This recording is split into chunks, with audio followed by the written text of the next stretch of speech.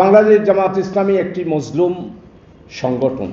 আমার মনে হয় আপনারা সবাই স্বীকার করবেন, জামাত ইসলামীর বিরুদ্ধে যত অপপ্রচার হয়েছে আর জামাত ইসলামীর বিরুদ্ধে যত বেশি আমার মনে হয় বিভিন্ন সময় বিভিন্ন সরকারে, বিশেষ করে 18 বছরের ফ্যাসিস্ট জামাতের বিরুদ্ধে যেইভাবে করে জুলুম করেছেন, আমরা অত্যাচারিত হয়েছি, এটা আপনারা সবাই আমার মনে হয়, আজকে শুধু আপনারা না, শাহনওয়াজ ভাই বলেছেন 14 কোটি মানুষ রাস্তায় নেমেছিল। নো, বিদেশি হিসাব, জাতিসংঘের হিসাব 15 কোটি মানুষ 36শে জুলাই বিকালবেলা বাংলাদেশের রাজপথে নেমেছে।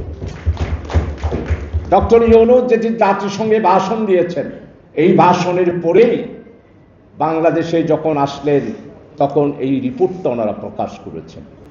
তো আপনাদের সবাইকে আন্তরিকভাবে ধন্যবাদ জানাই। আমরা বাংলাদেশ জামাত ইসলামীর বক্তব্য স্পষ্ট, আমরা কোনোদিন আমাদের বক্তব্য থেকে আমরা অবস্থার কারণে ভিন্ন বক্তব্য আমরা দিই নাই।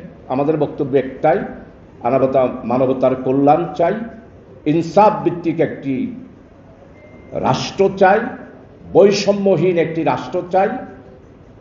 আমাদের জামাত ইসলামীর সর্বোপরি আমরা 18 কোটি মানুষের জন্য আগামী দিনে যে চ্যালেঞ্জ, সেটাই মোকাবেলা করতে চাই। আগামী দিনে আমাদের চ্যালেঞ্জ বেকারত্ব দূর করা, বাংলাদেশের সমস্ত মানুষকে, আপনারা যারা সাংবাদিক বন্ধুরা রয়েছেন, দুর্নীতির বিরুদ্ধে বাংলাদেশের সমস্ত মানুষকে আমরা ঐক্যবদ্ধ করতে চাই। দুর্নীতিবাজারা বাংলাদেশে আবার এসে রাজনীতি করবে, রাজপথে এসে কথা বলবে, সেই দোয়ার আমরা জামাত ইসলামীরা বন্ধ করে দিতে চাই। টানা 7মবারের মতো বেস্ট টিস্যু পেপার ব্র্যান্ড হিসেবে স্বীকৃতি পেয়েছে বসুন্ধরা টিস্যু। এই জন্য আজকে জামাত ইসলামীর পক্ষ থেকে আপনাদের সবার কাছে অনুরোধ করব, আমাদের আমিরে জামাত, আপনারা তো সবাই আজকে আমার মনে হয় বাংলাদেশের সর্বস্তরের মানুষ স্বীকার করছেন যে মানবতাবাদী রাজনৈতিক নেতা হলো ডক্টর শফিকুর রহমান। ওনার বক্তব্যে এবং ওনার কথায় এই পর্যন্ত উনি পলিটিক্যালি জাতির কাছে যাই বলেছেন, আমরা ডবল স্ট্যান্ডার্ড করে কোনো কথা আমাদের জামাতের পক্ষ থেকে বলা হয়নি। আমরা সেই 36শে জুলাই থেকে এই পর্যন্ত আমরা বাংলাদেশের 18 কোটি মানুষের মুক্তির জন্য, যেমন ধরেন বন্দর, আপনাদের সাংবাদিকদেরকে নিয়ে সম্মেলন করেছি, রাডিসন বলুতে আমাদেরকে ডেকে নিয়েছে, ঠিক আমি একই বক্তব্য সেখানেও দিয়েছি।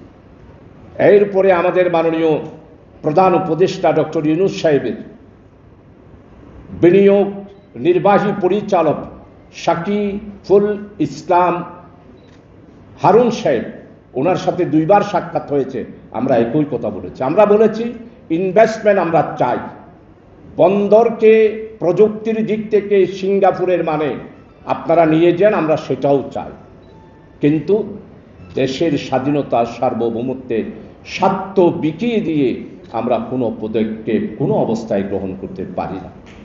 এই প্রেস ক্লাব চট্টগ্রামবাসীর সর্বস্তরের মানুষ, এই প্রেস ক্লাবের দরজা তাদের সবার জন্য খোলা থাকবে। আর অতীতে যারা প্রেস ক্লাবকে ব্যবহার করেছেন, শাহনওয়াজ ভাইয়ের কণ্ঠে মিলিয়ে বলতে চাই, যারা যতটুকু অপরাধ করেছেন সেগুলো অবশ্যই প্রেস ক্লাবের যারা সত্যিকার অর্থে প্রেমিক যারা রয়েছে তাদের সবার খেয়াল আছে, সেই অনুসারেই আগামীতে পদক্ষেপ অবশ্যই যারা এখানে রয়েছেন তারা, আমার মনে হয় সেই ব্যাপারে আপনাদের চিন্তা ভাবনা অবশ্যই রয়েছে।